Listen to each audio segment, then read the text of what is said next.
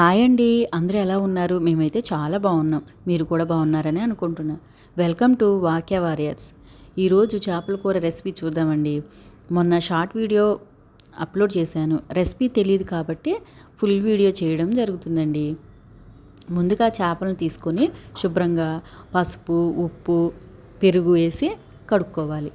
ఉల్లిపాయలను 2 తీసుకొని పొయ్యి మీద పెట్టుకొని కాల్చుకోవాలి. పచ్చిమిర్చి కూడా పొయ్యి మీద పెట్టి కాల్చుకుంటే టేస్ట్ చాలా బాగా వస్తుంది. స్టవ్ మీద కళాయి పెట్టుకొని ధనియాలు, జీలకర్ర, ఆవాలు, మెంతులు, చెక్క, లవంగ, యాలకులు, జీలకర్ర కలిపి బాండీలో చక్కగా వేయించుకోవాలి. వేయించుకున్న తర్వాత చల్లారిన తర్వాత మిక్సీ పట్టుకోవాలి. పట్టుకున్న తర్వాత కళాయిలో కొంచెం తగినంత ఆయిల్ పోసుకొని మనం ఇంతకు ముందు కాల్చుకున్న పచ్చిమిర్చి, ఉల్లిపాయలు ఉన్నాయి కదండి, అవి చక్కగా వేసి వేయించుకోవాలి. ఆల్రెడీ ఉడికినాయి కాబట్టి కాల్చుకున్నాం కాబట్టి తొందరగా ఏగిపోతాయి. అవి వేగిన తర్వాత కొంచెం పసుపు, కారం వేసుకోవాలి. రుచికి తగినట్లు, కొంతమంది కారం ఎక్కువ తింటారు కదండి, రుచికి తగినట్లు కారం వేసుకోవాలి.